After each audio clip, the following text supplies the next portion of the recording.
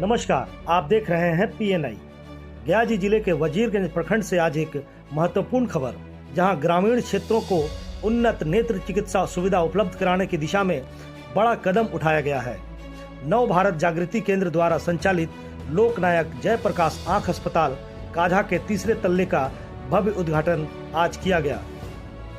उद्घाटन कोन elevator India private limited के वरिष्ठ निदेशक MP Sharavana, CSR lead रूफुस Davidson और एरिया मैनेजर रंजन आलोक ने संयुक्त रूप से फीता काटकर किया।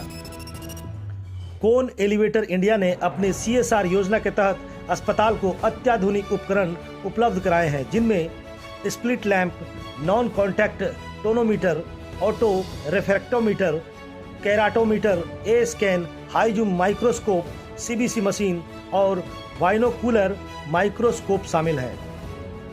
इसके साथ ही मरीजों के लिए 60 नए बेड की व्यवस्था भी की गई है। इन सुविधाओं के जुड़ने से गया जी, जहानाबाद, नवादा और औरंगाबाद जिले के लाखों लोगों को गुणवत्तापूर्ण नेत्र चिकित्सा की बड़ी राहत मिलेगी। इस अवसर पर NBJK के सचिव सतीश गिरिजा ने कोन एलिवेटर इंडिया और उनके पदाधिकारियों के प्रति आभार जताया है और कहा है कि यह सहयोग ग्रामीण स्वास्थ्य सेवा को नई दिशा देगा।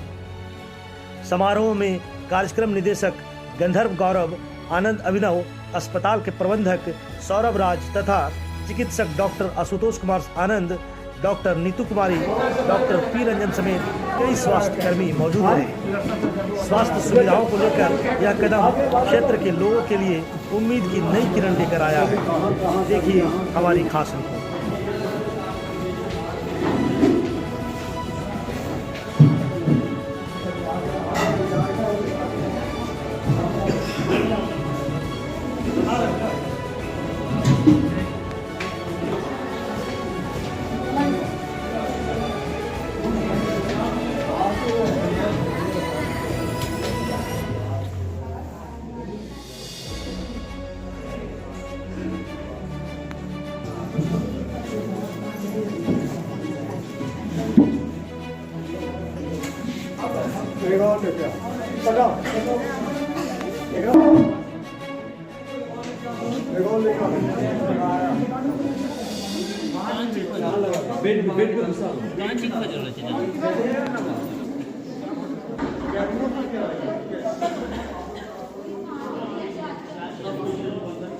अच्छा, बहुत अच्छा बनाया है आपने।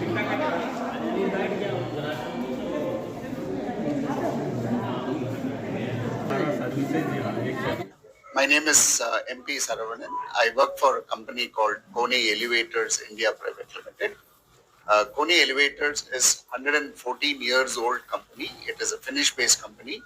In India, we have been operating for over 40 plus years, and we are headquartered in Chennai, Tamil Nadu, but we have offices all across, and very close to Gaya, we have our office in Patna.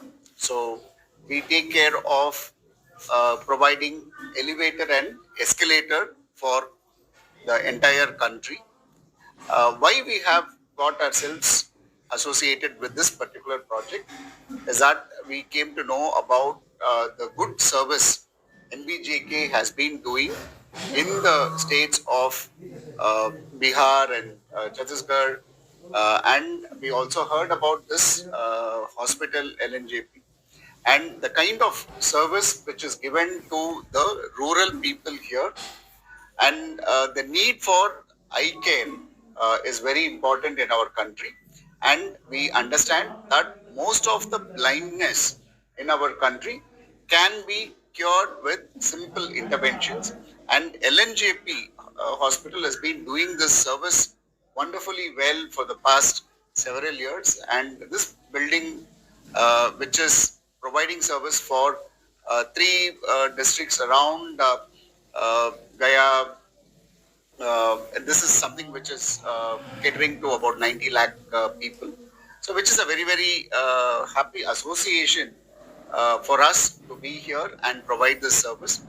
And Kone Elevators has been associated in a small way. Our contribution is about roughly about 59 lakhs, the idea is to provide the medical equipments which would be useful for the patients, both patients who would be coming in as OPD, and we have also provided about 60 beds so that the inpatients could also be benefited.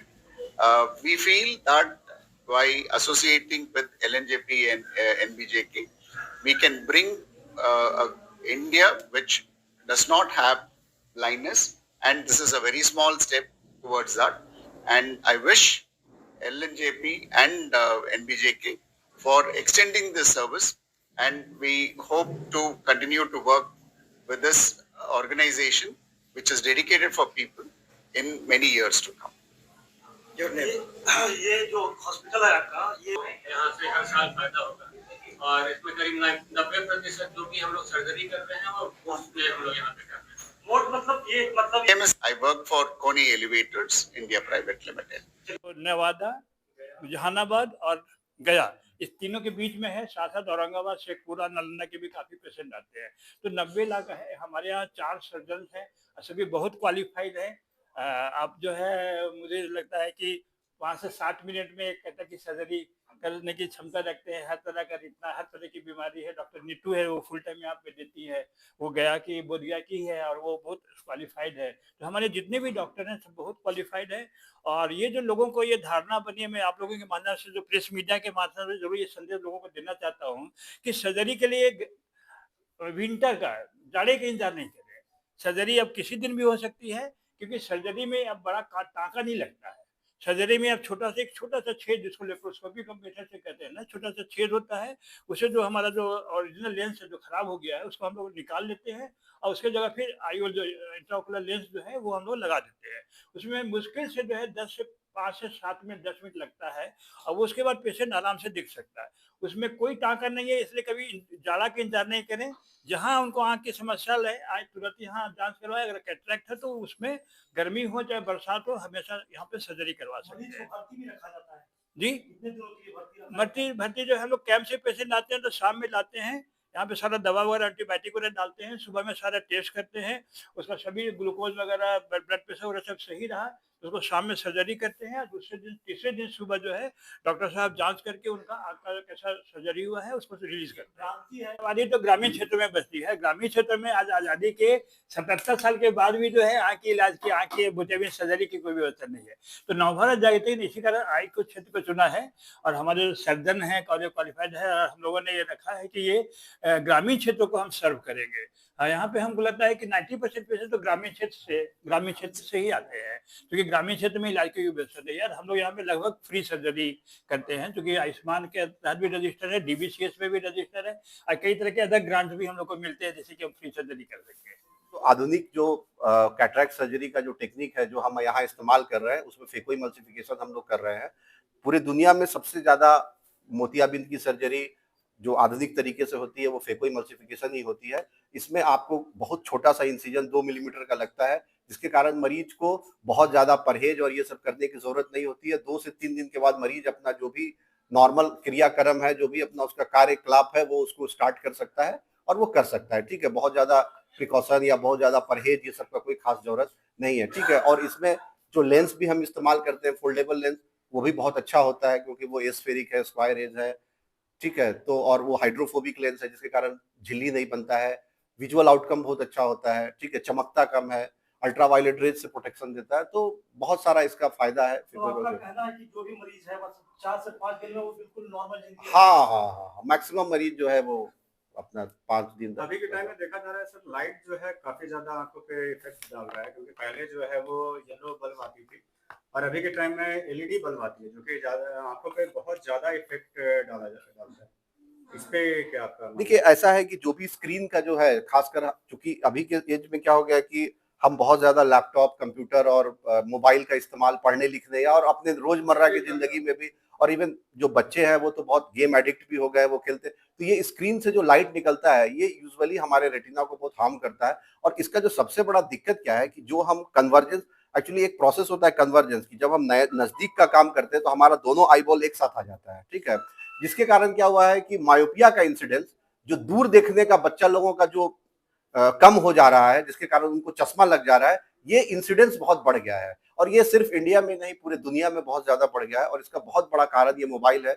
इसलिए कोई भी बच्चा जो हमारे पास माइपीक है आता है, तो हम उनके गार्जियन और बच्चे को जरूर ये बात समझाते हैं कि इनको जितना टाइम, स्क्रीन टाइम कम होगा, ये पावर उतना कम बढ़ेगा, क्योंकि जितना ज्यादा मोबाइल देखता है बच्चा, माइपिया उतना ज्यादा इंक्रीज करता है। ठीक है, तो ये तो एक बहुत बड़ा सवाल है। डायबिटीज के पेशेंट अंधापन का शिकार हो रहा है, अब बहुत ज्यादा डायबिटीज अभी हो गया है, तो उसके लिए क्या सलाह देंगे सर, कैसे बचें? सबसे पहला तो ये है कि जो हमारा खान पान और रहने का जो लिविंग स्टैंडर्ड्स है, उसको हमें चेंज करना होगा। रेगुलर एक्सरसाइज करना है, ठीक है, हमें अपने खाने पीने पे कंट्रोल रखना है। हम बहुत ज्यादा जो कार्बोहाइड्रेट जिन चीजों में बहुत ज्यादा है, या जिसको हम लोग हाई ग्लाइसेमिक इंडेक्स फूड्स कहते हैं, उसको अवॉइड कीजिए, खास करके जो 40 साल के ऊपर है।